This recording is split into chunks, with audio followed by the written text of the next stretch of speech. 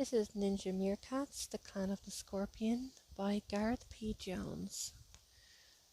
First I'll read the blurb and then I'll get started.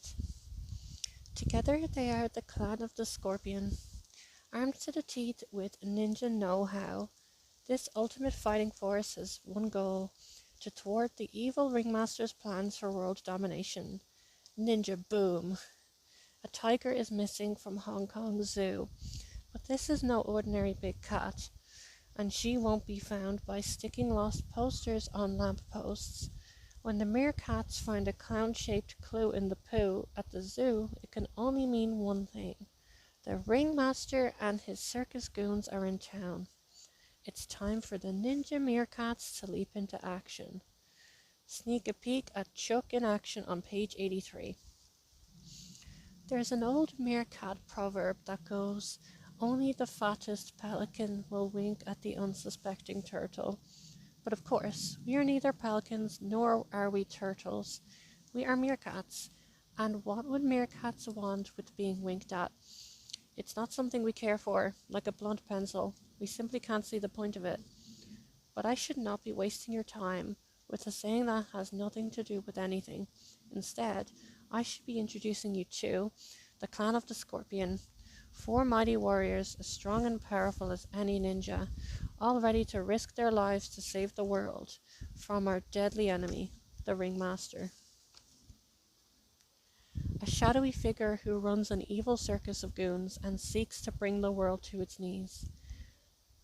Jet Flash Feet, a super-fast ninja whose only fault is craving the glory he so richly deserves. Bruce the Muscle, Willowhammer, the strongest of the gang, though in the brain race he lags somewhat behind.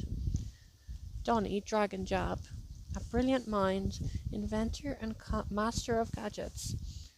Chuck Cobra Crusher, his clear leadership has saved the other skins more times than I care to remember.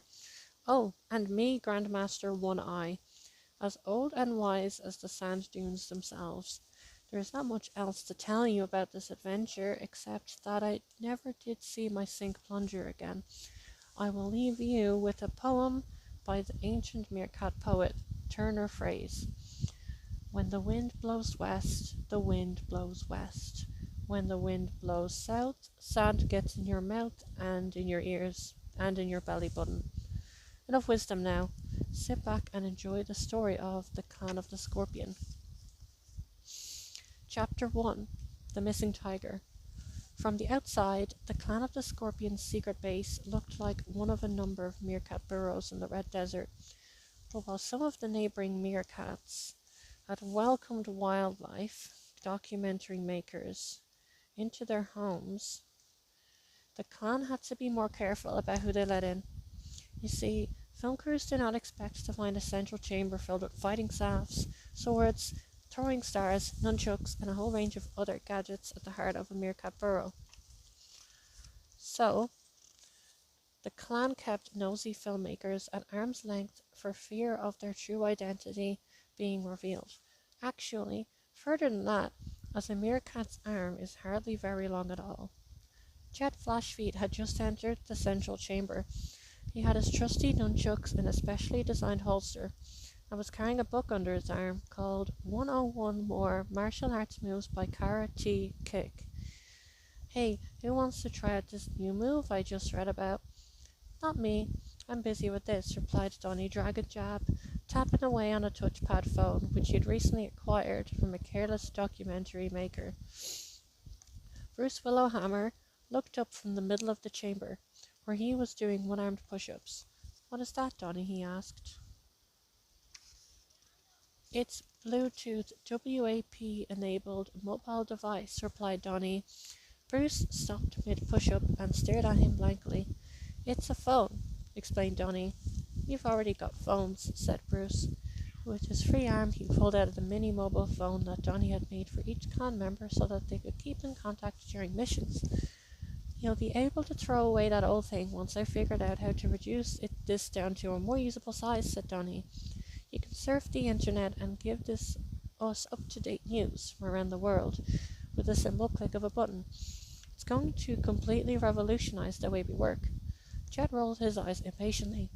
Sounds great. Now, Bruce, will you try this new move with me? All right, we can have a snack first. I'm starving. You're always starving. Can you wait? The helicopter leap will only take a minute, replied Jet. The what? Said Bruce. The helicopter leap. We link paws and spin around. Then I count to 3, and we jump together and a ninja boom. We fly up into the air like a helicopter. Why would we want to do that? Because it's cool and he might come in handy.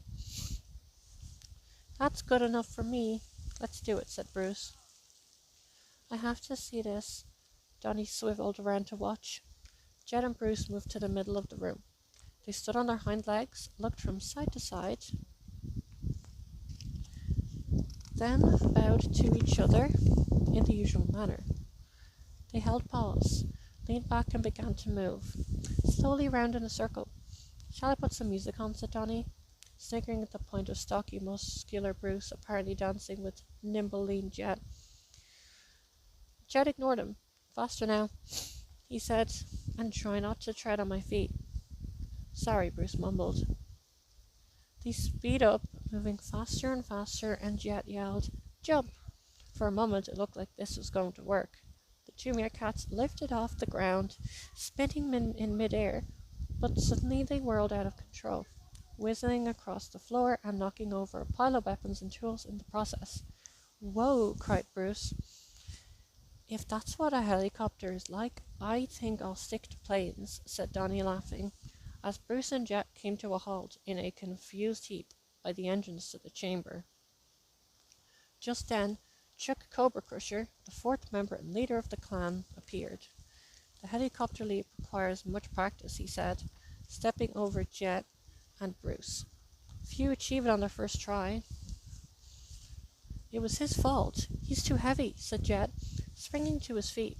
He pulled out a comb and straightened the fur on top of his head. No, Jet, that is the problem. You are too hasty. Given time, you will master this move, said Chuck. Another new gadget, Donnie? It's a Bluetooth whack-a-table phone, said Bruce, butting in. A Bluetooth WAP-enabled phone, corrected Donnie. It's amazing. I'm surfing the internet right now. Technology is no substitute for the traditional ninja ways, but it can be useful, Chuck admitted. He brushed his fur back from his face, revealing the cross-shaped scar below his eye. He had never told the others how he had come by the scar. All he knew was that it had been inflicted by their deadly enemy, the ringmaster, many years ago. Perhaps you can look up something for me, Donnie, said Chuck. A tiger has gone missing from Hong Kong Zoo. Donnie typed a few words into a search engine and found a news article. Here it is. It says that Ming, a rare speckled white tigress, went missing last night from the zoo, and that the police have no leads as to who may have taken her. How did you know about this, Chuck? My brother, Tro, lives in the zoo, and he has been keeping an eye on Ming for me. He called just now to give me the news. Your brother lives in a zoo, said Bruce. Tro is never one for life in the wild. He prefers the conveniences of zoo life, replied Chuck. He would have called earlier, but he had to wait until the zoo closed to use the payphone. Ming's disappearance is of great significance.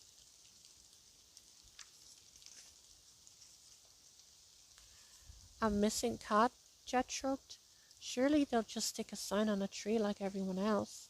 Chuck shook his head. Ming is no ordinary tiger. She once belonged to my old samurai master. Look who's stalking. She was trained by Master Stalking and is the only living tiger capable. He paused, then said dramatically, the roar of victory. Is that what you'd use to win in a rowing boat race? Smirked Donnie. Roar, not or, replied Chuck. Whoever hears it is instantly put into a trance, and must do the bidding of the next voice he or she hears. Master Stalking was wise, and only ever used it in extreme cases, and always for good, since he died. Ming has lived safely in the zoo. Her power kept it a secret. But it seems that someone has discovered her past, and I can think of at least one person who would want to get his hands on her. The ringmaster, said Jet. Chuck nodded. Our deadly enemy certainly has a fascination for things with great power. If he is behind this, then we have no time to lose, said Jet. This time your haste is well placed, said Chuck. I shudder to think of the damage he could do with such power. We must travel to Hong Kong at once. I will inform Grandmaster One Eye of our departure. The four Meerkats bowed to one another, then leaped into action. Another death-defying mission was about to begin.